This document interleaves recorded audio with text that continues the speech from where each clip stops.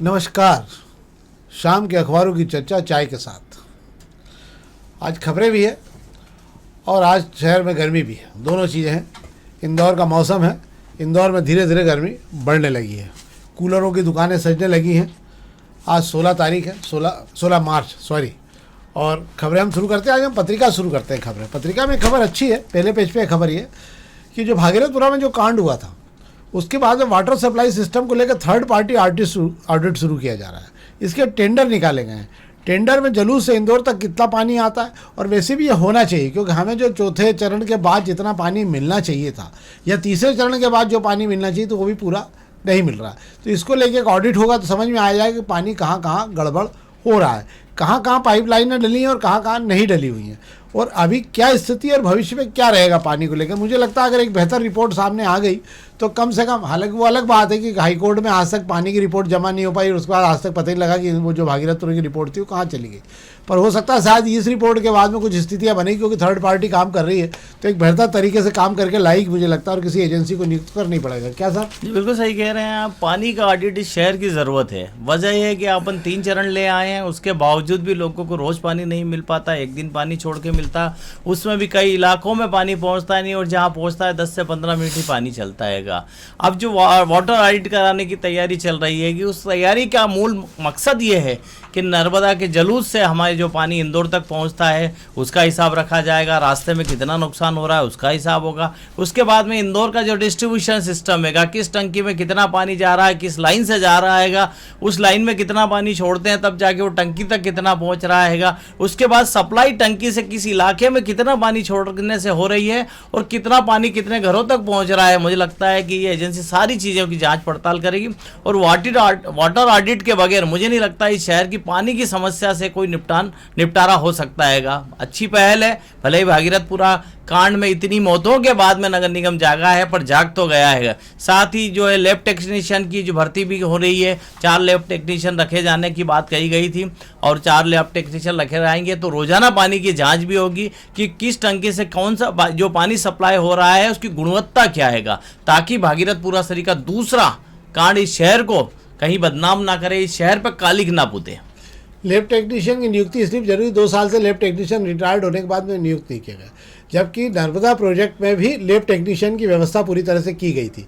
और यहाँ पर भी आपको आश्चर्य होगा कि हर उपयंत्री को 3 टंकियों की जवाबदारी जाती, जो सवेरे तीनों टंकियों के पानी के सैंपल ले और उसके बाद में उसकी जांच की रिपोर्ट जाके प्रस्तुत करे। पर लापरवाही इस कदर हो रही थी, अभी तक बिल्कुल पानी की तरह लापरवाही हो रही थी कि चलने तो जैसा काम चल रहा है। एक हाहाकार भागीरथपुरे में 35 लोगों की मौत के बाद अगर जाग गया नगर निगम और नर्मदा प्रोजेक्ट के दोनों अधिकारी और सब जाग गए तो मुझे लगता है कि शहर के लिए कम से कम भविष्य में इस प्रकार के किसी हादसे से शहर को, आने वाली पीढ़ियों को बचाया जा सकेगा। अब हम अग्निबाण खबरों की बात कर लेते हैं। अग्निबाण खबरों में एक दो खबरें इस पर हम बात करेंगे। एक तो आज ये छपा है पहले पेज पर सभी जगह कि आज शिवालिक और जो गैस के टैंकर आ गए हैं कहाँ से, खाड़ी से हारबूज होते हुए। पर आपको बता दूं 2 टैंकर में इतनी गैस है केवल उत्तर प्रदेश में पुर्जा यही बहुत है। तो एक तो ये मामला है जो आपको बताऊँ। एक एयरपोर्ट से लेकर गांधीनगर तक का मार्ग बंद कर दिया है मेट्रो की मनमानी कारण। पर अब दिक्कत ये है कि सारा दबाव आएगा बिजासन रोड के ऊपर और मुझे लगता है कि इतनी मारामारी हो जाएगी इस रोड पे कि यहाँ भयानक जाम लगने लग जाएगा। एयरपोर्ट का दबाव तो है ही, 100 से ज़्यादा फ्लाइट है और इसके अलावा जो बाकी आने जाने वाली कॉलोनियाँ हैं उनको भी वहां पर बहुत परेशानी का सामना करना पड़ेगा। क्या सर? एयरपोर्ट के बाहर से मेट्रो का अंडरग्राउंड करने के काम की शुरुआत होनी है। इसको लेकर मेट्रो प्रोजेक्ट वालों ने जो है रास्ता पूरी तरह से बंद कर दिया गया है। मुझे लगता है इस रास्ता बंद होने से सबसे बड़ा लोड जो है एयरपोर्ट से लेकर शेखपुर सुपर कॉरिडोर और गांधीनगर तरफ जाने वाले लोगों को परेशानी होनी है। अब उन्हें विजासन मंदिर की ओर होकर आगे जाके यू टर्न लेकर आना होगा और जो लोग सीधे गांधीनगर की तरफ बढ़ते हैं अब वो बड़ा लोड जो है पल्लन नगर वाले रोड पर आना है, छोटा बांगरदार वाले रोड पर आना है। इन रोडों पर भी ट्रैफिक का लोड बनना है। वजह है कि जो रास्ता सीधा एयरपोर्ट की तरफ चलता था वो ट्रैफिक आगे जाके रुकना हैगा। ऐसे में जिस बिजासन वाले रोड से गाड़ियों को डाइवर्ट किया गया है उस रोड की चौड़ाई इतनी नहीं है कि वहां पर इतने ट्रैफिक को वो लोड झेल पाएगा। तो मुझे लगता है आने वाला कुछ समय का जो वक्त हैगा वो इन सड़कों पर जो भारी कहते हैं ट्रैफिक जाम से जूझता हुआ हमें दिखाई देगा। जो भी लोग उधर रहते हैं वो अपनी तैयारी करके कोई वैकल्पिक मार्ग और भी तलाश लें, नहीं तो उनको जो है अगले 2-3 महीनों में वहाँ पर घंटों फंसे रहना पड़ेगा।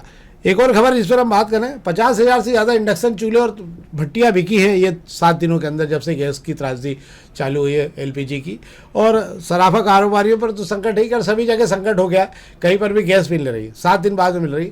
इसी प्लेटफॉर्म पर हम आपको बता दें कि शायद 2 या 3 दिन के अंदर कमर्शियल सिलेंडर की आपूर्ति वापस शुरू की जा रही है। कल हालात बहुत सामान्य हो गए, इतवार के दिन 24,000 से ज़्यादा सिलेंडर जो बांटे गए थे उसके कारण बड़ी राहत हो गई। आज सवेरे गैस एजेंसियों ने कहा कि आज लाइन की लगभग खत्म हो गई, मतलब जो लाइन पिछले 7 दिनों से दिख रही थी उसका ये हुआ है प्रभाव कि बहुत ही से मतलब बहुत तेज़ी से खत्म होगी लाइनें। अब सामान्य स्थिति में बुकिंग के तीसरे और चौथे दिन आपको गैस मिलने लग जाएगी अभी हाल। और दूसरा, एक कमर्शियल सिलेंडर के लिए सुमित सूरी जो हैं ये एसोसिएशन के अध्यक्ष हैं होटल उद्योग के, उन्होंने भी सरकार से बात की और सरकार ने आश्वासन दिया है कि 1, 2, 3, 4 दिनों के अंदर ही सारे हालात सामान्य हो जाएंगे और सभी को गैस निरंतर देने की प्रक्रिया प्रारंभ हो जाएगी। बिल्कुल सही कह रहे हैं। उम्मीद तो यही की जा सकती है कि कमर्शियल सिलेंडर की सप्लाई शुरू है, वरना इंदौर जो है खाने पीने वालों का शहर हैगा, चाट चटोरा वालों का शहर हैगा। अगर यहाँ पर कमर्शियल सिलेंडर नहीं मिलेंगे तो जो छोटी छोटी दुकानों पर जो लोग छोटा मोटा रोजगार करते हैं, पोहे जलेबी से लेकर रात तक जो हमारे आउटसाइड खाना खाने जाने वालों का जो चलन है उस पर कहीं ना कहीं असर नजर आएगा। बात की गई है सराबा कारोबारियों पर भी फर्क पड़ा है। वजह है सोना, अभी जो शादी का सीजन चल रहा हैगा और सोने चांदी की जो बात की जाए, ज्वेलरी बनाने वालों को सबसे ज़्यादा दिक्कत आ रही है कि कमर्शियल सिलेंडर मिल नहीं रहेंगे। तो सराबा कारोबारियों के यहाँ जहाँ कारखाने लगे हुए हैं वहाँ सबसे ज़्यादा कमर्शियल सिलेंडर का इस्तेमाल होता है। और बात कर रहे हैं इंडक्स, जो 50,000 से ज़्यादा इंडक्शन इंदौर शहर में बिक गएंगे,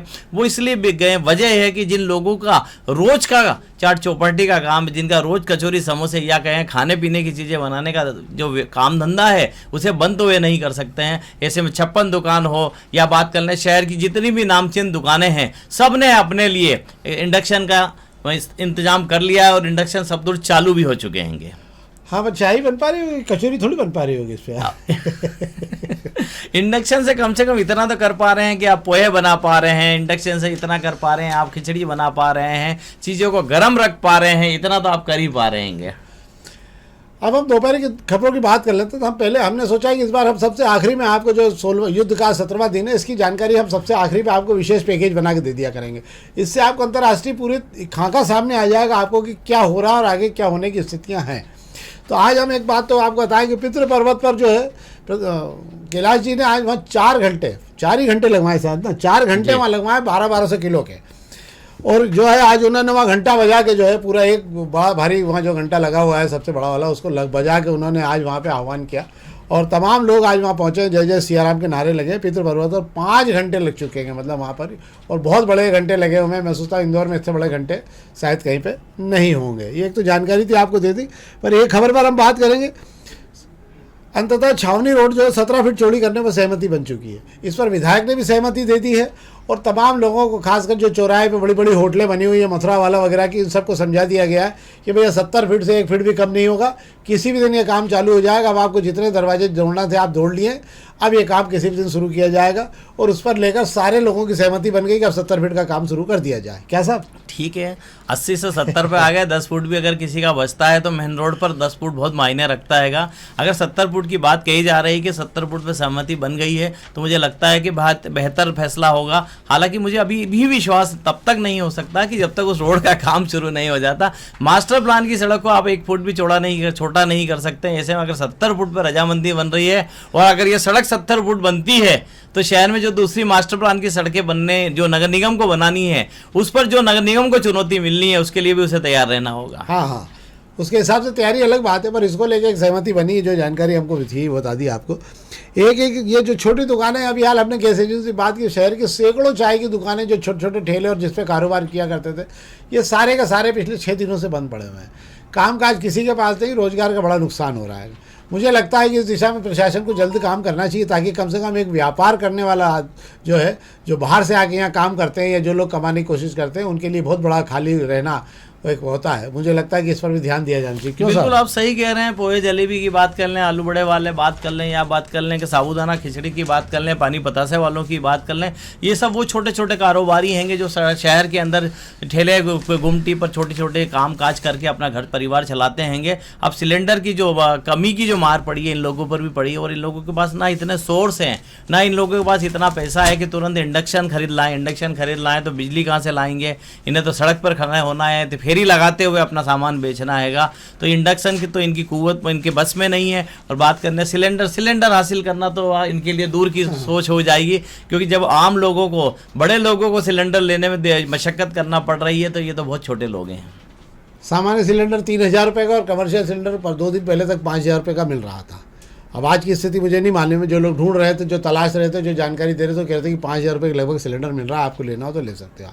अब हम प्रभात कल्याण खबर की बात कर लेते हैं। तो प्रभात कल्याण खबर में स्पेशल 72 एक विशेष प्रकार के केकड़े बनाए गए गाड़ियों में लगाए जाएंगे। ये जहाँ कहीं पे भी गाड़ियाँ खड़ी हो जाती है तो आप क्या मोटरसाइकिल में घूमेंगे? जी बिल्कुल सही कह रहे हैं। मोटरसाइकिल पर लेकर शहर को 4 जोन में बांटा गया है। हालांकि शहर कमिश्नरी लागू होने के बाद 4 जोन में ही बटा हुआ है। 4 जोन के लिए 4 टीमें बना दी गई है, जो मोटरसाइकिल पर केकड़े लेके, केकड़े यानी मैं आपको बता दूं, आपकी गाड़ी अगर नो पार्किंग में या कहीं गलत जगह खड़ी है तो वो जाके उसके पहियों को लॉक कर देगी। उस लॉक करने वाले जो सिस्टम को कहते हैं केकड़ा कहा जाता है, जो आपकी गाड़ी के पहियों को लॉक कर देती है। तो टीम बना दी गई है। 72 केकड़े 4 जोन में बांटे गए हैंगे। अब देखना होगा कि 2 पहिया गाड़ियों पर यही बचा रह गई है कार्रवाई। अब बड़ी गाड़ी लेकर जाना नहीं, 2 पहिया गाड़ी पे 2 पुलिस वाले आएंगे, आपकी गाड़ी कहीं गलत खड़ी दिखेगी तो केकड़ा लगा के इंतजार करेंगे, आप जब तक लौट के नहीं आते और नो पार्किंग का जुर्माना नहीं देते। हाँ, मतलब आप सतर्क हो जाइए, आपके पीछे केकड़ा कभी भी नहीं, मतलब अगर आप गाड़ी इस स्थान पर खड़े कर रहे हैं तो तैयार रहिए, आपके पीछे केकड़ा कहीं ना कहीं से आ सकता है। अब हम दोपहर की अब हम खबरों की बात करते हैं जो युद्ध को लेकर। तो युद्ध को लेकर हालात ये है कि आज 16वां दिन बीत गया है, हालात और ख़राब हो गए हैं। आज ईरान ने भी हमले किए हैं और अमेरिका ने भी हमले अलग अलग जगहों पे किए हुए हैं। पर इसका हमारे देश पे क्या असर हो रहा है? हमारे देश पर इसका बहुत ही भयानक असर होना शुरू हो गया है। हमारी एक हिडाल्को कंपनी है, एल्यूमिनियम का कारोबार, दुनिया की 4थे या 5वें नंबर की सबसे बड़ी कंपनी है, एशिया की सबसे बड़ी कंपनी, जिसका कारोबार 2 लाख से 3 लाख करोड़ के बीच का है। यह कंपनी देश नहीं, एशिया भर में तमाम जगहों पर जहां एल्यूमिनियम के फ्रेम सेक्शन का, मतलब कार के कारखाने में तमाम जगहों पर ग्रिल बनना हो, इन सब के लिए एल्यूमिनियम देने का काम यही कंपनी करती है। कल इस कंपनी ने एक सर्कुलर जारी करते हुए हाथ जोड़ लिए हैं और उन्होंने एक्ट ऑफ गार्ड के तहत उन्हें बता दिया कि हम आपको किसी को भी एल्यूमिनियम सप्लाई नहीं कर सकते, क्योंकि जो 12 लाख टन एल्यूमिनियम खाड़ियों से आया करता था वो जहाज नहीं आ रहे हैं, इसलिए अब उत्पादन पूरी तरह से बंद हो गया। असर ये हुआ कि पिछले 24 घंटों के अंदर 5,000 से ज़्यादा उद्योगों में ताले लग गए और अब तेज़ी से ताले लगना चालू हो रहे हैं। अगले 10 दिनों के अंदर यही स्थिति रही तो आप ये मान के चलिए कि कारों में, स्कूटरों में, जहाँ जहाँ भी इस ग्रिल का एल्यूमिनियम का काम होता है, जो भी कारखाने इससे जुड़े हुए हैं, वो सब के सब बंद हो जाएंगे। परिणाम ये होगा कि बहुत बड़ी आबादी जो है इससे बेरोजगार होने की स्थिति में आ जाएगी, हालात यही रहे तो। हालांकि हारमूज खाड़ी खोले जाने की अब कोई संभावना नहीं है, तनाव दोनों तरफ है और 800 से ज़्यादा जहाज वहाँ फंसे पड़े हुए हैं। क्यों? क्योंकि उनको कोई भी कंपनी बीमा देने को तैयार नहीं है। जब तक बीमा नहीं मिलेगा 1,000 करोड़ का जहाज लेके कोई भी निकलने को तैयार नहीं है वहाँ पे। एक और खबर जो हम आपको बता दें, नया सर्कुलर जारी किया है ऑयल एंड नेचुरल गैस मंत्रालय ने कि पाइपलाइन और गैस उपभोक्ता, मतलब अभी तक क्या है, जैसे आपके अगर पाइपलाइन से गैस आ रही है और आपके पास में एलपीजी कनेक्शन भी है तो दोनों का उपयोग आप कर सकते थे, परंतु नए प्रावधान में अब सिस्टम ये कर दिया गया है कि आपको एलपीजी का सरेंडर करना पड़ेगा कनेक्शन, और उसको लेकर आज से अभियान भी शुरू हो गया। तो जहाँ जहाँ भी जो इस प्रकार की पाइपलाइन वाले कनेक्शनों के पास जो कनेक्शन है वो सब सरेंडर कराए जाएंगे। मैं समझता हूँ इंदौर में कम से कम 2 से 3 हज़ार कनेक्शन सरेंडर हो चुके रहेंगे। एक बड़ा मामला था, हमने कहा आपको बता दें, जो आपकी जानकारी में रहेगा। युद्ध को लेकर हालात अभी भी इतने ख़राब हैं कि आज दुबई का एयरपोर्ट और बंदरगाह के साथ बाकी 6 बंदरगाह पूरी तरह बंद हो गए, क्योंकि इतने हमले हुए आज ईरान के, ये त्राही हो गए, लोगों ने कामकाज पूरी तरह बंद कर दिया। दुबई में बहुत ज़्यादा बर्बादी यूँ आ रही कि रियल इस्टेट का पूरा कामकाज बंद हो चुका है और जो भी रियल इस्टेट का कारोबार करने वाले लोग थे वो वहाँ से छोड़ के भाग चुके हैं। तो दुबई की स्थिति, केवल जो आम आदमी वहाँ रह रहा है वो रह रहा है, कामकाज कुछ भी नहीं है। तो ये तो थी युद्ध से जुड़ी खबरें जो हमने आपको बताई, और इसका असर क्या पड़ रहा है इस देश पर वो भी हमने आपको बताया। हमारा आपसे आग्रह है, कृपा करके इस कार्यक्रम को अपने मित्रों तक जरूर पहुंचाएं, लिंक जरूर डाइवर्ट करें ताकि अधिक से अधिक लोग इसको देख सकें। ये इंदौर से जुड़ी खबरें हैं, हम चाहते हैं कि इंदौर से जुड़ी खबरों का आपको लाभ मिले। दोपहर न्यूज़ का विशेष कार्यक्रम भी है ये। बहुत बहुत धन्यवाद।